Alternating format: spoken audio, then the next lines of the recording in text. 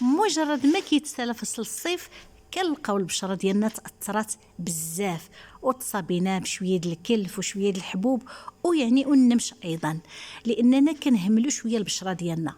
واخا كنستعملوا لي كرون كنحاولوا يعني بكل جهد ديالنا باش نحميو البشره، الا انه ضروري ما كتاثر.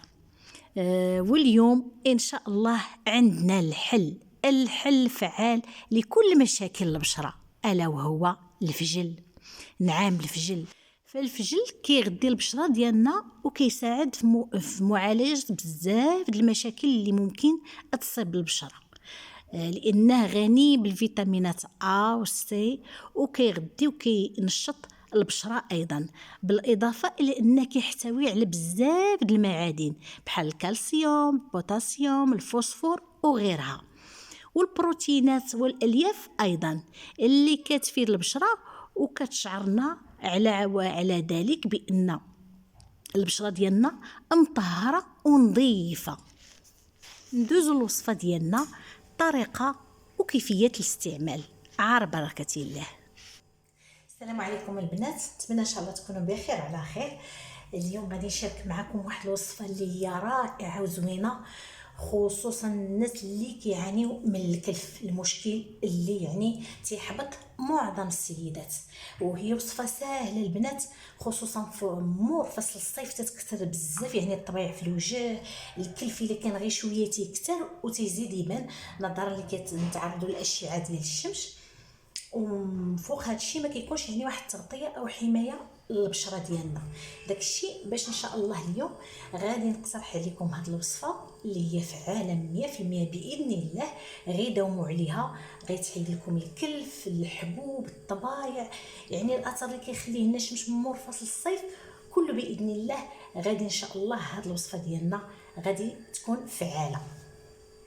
عندي هنا البنات العنصر اللي هو مهم مهم مهم مهم كما قلت لكم في اول فيديو المنافع ديالو هو الفجل. والفجل كما كنعرفوا اشكال وانواع، ولكن كله مفيد البنات.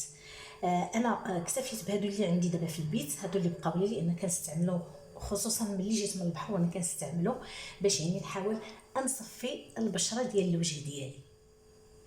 كما كتشوفوا عندي هنا بضع ديال الفجلات، غنحاول البنات نقيهم غير شي شويه بحال دابا غير الا كانت شي كحوله في شي وحده غادي نتخلص منها فقط بحال هكذايا. غنخلي لي ان هذه مفيده، هاد القشره راه هي عندي هي المهمه في هاد الوصفه ديالي. غير بحال هكا غير غادي نهيب على دوك البلاصات اللي فيهم الكحوله فقط. كما تشوفوا راه غسلته قبل، زياده على المنافع العظيمه والكثيره اللي قلت لكم على الفجل صحيا فاسيه حتى البشره ديالنا مفيده وبزاف. اش غادي ندير دابا؟ غادي نجيب واحد الحكاكه اللي كنحكوا فيها مطيشه، غنخليها هذه غير الوصفات، وغنحاول نحك هذا الفجل ديالي بالقشره ديالو البنات، لان القشره راه هي المهمه عندنا، هي المهمه باش نحاول نحصل على واحد الماء. داك الماء هو اللي انا محتاجاه وباغياه لهاد الوصفه ديالي. وصفه سهله ومهله البنات، يعني ما غنحتاجش شي عنصر اخر، فقط هاد ماء الفجل كما غتشوفوا بطريقه امنه. غير كل نهار غادي نستعمل غير كميه، ما غنحتفظ به لا بالثلاجه لا ولا باش كما قلت لكم غنحتاج غير داك الماء فقط، ما غنحتاج حتى شي عنصر اخر.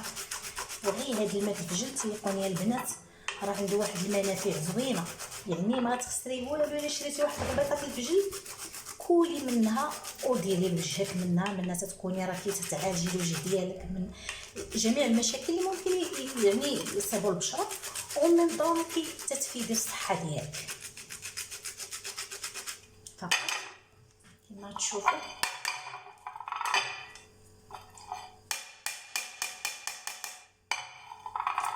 هانتوما هذا غيدير لي الخير والبركه. يعني غنحاول نصفيه، نجيب شي صفيفيه وغادي نصفيه.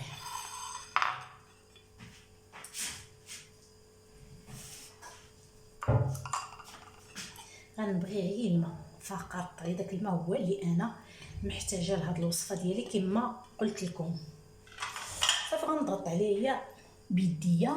نتمنى تكونوا كيبان لكم الماء كيهبط. وهذا هو البنات، هذا هو السر ديال تصفيه البشره. هذا هو السر اللي يعني ممكن تستعملوا بزاف ديال لي كريم، بزاف ديال الوصفات، وما غاديش تحصلوا على الوصفه عفوا على النتيجه بحال اللي غتحصلوا على هذا ماء الفجل. صافي البنات، شوفوا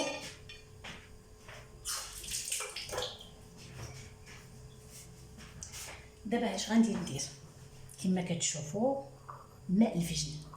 هذيك الحموره وهذيك سميتو داكشي باش كنديرو انا بالقشره ديالو. اي فاكهه او اي خضر فكيكون التركيز الفيتامينات وكل شيء في القشره ديالو.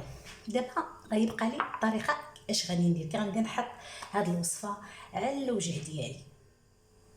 غادي اول حاجه غادي ننظف الوجه ديالي تنظيف مزيان كيف ماما الفين. ما نقولكمش ديروا هذه ولا هذه، التنظيف اللي نتوما ماما الفين كديروه ديروه.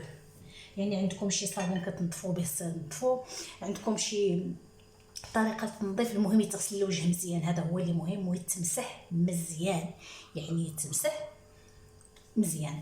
اش غندير؟ غادي نقبط انا هاد الفجل هكذا غير بيدي البنات، وغنبقى نطيح على البشره ديال الوجه ديالي هكذا كامله كامله كامله، تحت العينين، فوق الجبهه، الوجه، الذقن، البلايص اللي كيكثر فيها الحبوب، اللي كيكثر فيها النمش، اللي كيكثر فيها ايضا داك الكلف هو الخطر كاع اللي كيخسر البشره الوجه ديالنا. صافي وغادي نخليه نقضي شغلي. انا كنقضي عادي، هذا ما غتحتاجي لا تنعسي لا والو، عادي راكي كتقضي يعني عادي. اما كان عندك وقت وكنتي بغيتي ديريه وانت في حاله استرخاء ديري فلا باس. فاش يبس عاودي الكوش الثانيه، يبس لك فاش يبس ديك الكوش عاوتاني ديري الكوش الثانيه، عاوتاني ارتاحي شويه، عاوتاني ديري الكوش الثالثه حتى ما يبقالكش يعني اصلا ماشي شي كميه بزاف ودغيا كتنشف.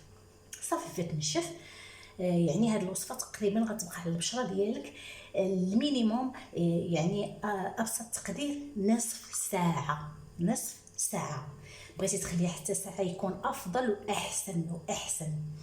صافي من بعد غادي تشلي وجهك بالماء البارد عادي وتمسحيه تجفيه، وديك الساعه استعملي الكريم ديالك اليومي، استعملي لي كرون اللي موالفه، استعملي داكشي اللي موالفه كديريه ديريه. غير هو المهم انك تطبقي هاد الوصفه على الوجه ديالك كل يوم. كل يوم ما تعكزوش يا البنات، لان انا كنعرف اش كنقول. هاد الفجل راه والله لا تحفه تحفه تحفه تحفه، وافيكاس للطبايع، الحبوب، كما قلت لكم، والكلف بصفه عامه الكلف. صافي البنات، هذا الشيء عفوا اللي كاين. نتمنى تعجبكم الوصفه وتكون خفيفه ظريفه على قلبكم. الا عجبتكم الوصفه ما تنسونيش باللايك. الناس اللي اول مره تيشوفوا القناه ديالي مرحبا بكم، يا صالح مرحبا. ما تنساوش تفعلوا الجرس وتابوناو عندي في لاشين باش يوصلكم ان شاء الله كل ما هو جديد. وبالصحه والراحه مسبقا الوصفه، والى وصفه مقبله ان شاء الله جديده وماخوذه من مأكولاتنا اليوميه. نقول لكم تهلاو لي فراسكم، في امان الله. السلام عليكم.